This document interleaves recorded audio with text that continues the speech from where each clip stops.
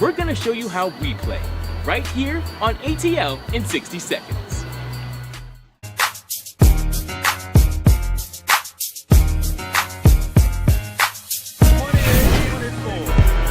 Hey there, Atlanta. I'm your sports reporter, Michael Moore, and this is another episode of ATL Sports Showdown. We are so excited to have another episode here with you because there were so many games that happened throughout the week and throughout the weekend here. Of course, we might as well start out with your Atlanta Falcons, and boy, was it a high-scoring game this time around. This is one of the good news that's been going on with the Atlanta Falcons so far, and that's the fact that the Atlanta offense has been flying high lately. They've been scoring over 30 points for the past 2 games. Unfortunately, though, the Falcons did fall short this time around, losing 37-36 to the Cincinnati Bengals. You had Ito Smith getting the first touchdown of the game for the Atlanta Falcons, and he also had the first touchdown of his career on that run, putting him up 7-0. Then you had Cincinnati striking back with Tyler Eifert for a touchdown, evening it up at 7-7, and unfortunately Tyler Eifert ended up having a horrible injury during that game. Nevertheless, the game had to go on. Eventually, you had towards the end of the half, the Falcons had to kick a field goal to try and get this game close. 28-24, the Falcons were down. By the end of the game, the Falcons were up 36-31 after having 2 touchdown passes from Calvin Ridley, who's still having a great couple of games so far. He's had 5 touchdown receptions, along with Logan Paulson, who had a touchdown of his own from a reception from Matt Ryan. Unfortunately, the Falcons were not able to stop A.J. Green from getting a touchdown reception himself with about 6 seconds left to go in the game. And A.J. Green is someone from the UGA Bulldogs who ended up going on to Cincinnati. So it just had to sting a little bit to take that loss, but it's not going to be over for the Falcons. They're going to be having their next game versus the Pittsburgh Steelers. So hopefully the defense can get something situated here. They had a couple of good plays. Takk McKinley had 3 sacks, and you had Devontae KZ, who had an interception, along with Vic Beasley having a strip sack that almost got a turnover from a fumble. But unfortunately, this time around, they weren't able to get a victory from it.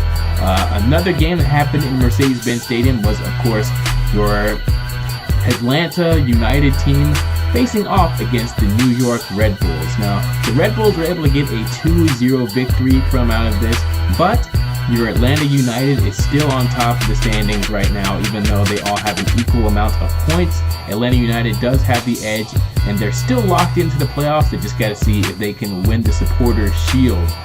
Now, of course, speaking of the playoffs, your Atlanta Braves are still heading into the playoffs. They lost their last series versus the Philadelphia Phillies. They lost 3-0, and then they lost 3-1. Of course, they also had that 10-2 victory earlier on in the weekend, but they lost overall. But the Atlanta Braves will be heading into the playoffs. We do know that their first game is going to be on Thursday.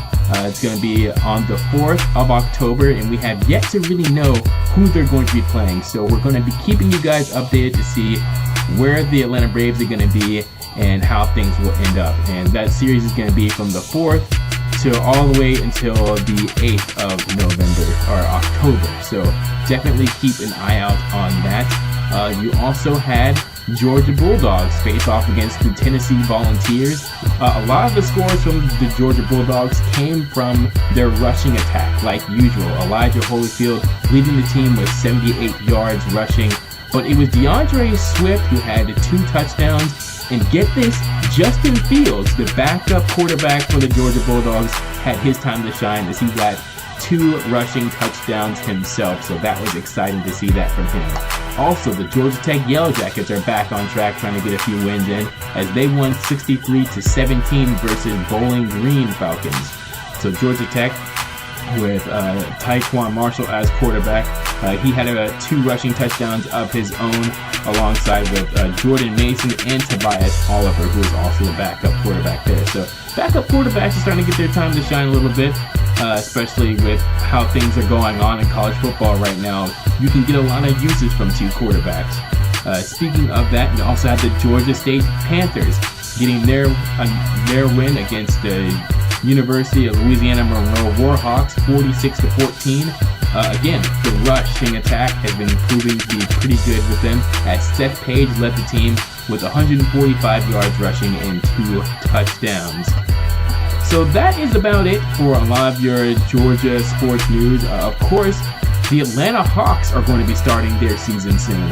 They have the first preseason game starting in October 1st versus the Pelicans, and then they have the Grizzlies and the Thunder not too long after them. So you get to finally see your Atlanta Hawks in action after waiting a little while through the summer. So we'll see how they start their preseason and see how this new team really develops with Lloyd Pierce as their new head coach. So like always, my name is Michael Moore, your sports reporter for ATL in 60 Seconds, and this has been another episode of ATL Sports Showdown. Be sure that you follow ATL in 60 Seconds and all of our pages, including Twitter, Facebook, Instagram, and make sure you like and subscribe to our YouTube channel. And remember, we want you to rise up and wake up, Atlanta. And if you are a local sports bar who is looking for a little bit more productivity, come give us a shout out. We will definitely come on over, do a little sports talk with you, see what we can do for you there. So once again, my name is Michael Moore with ATL in 60 Seconds. Speak up, Atlanta.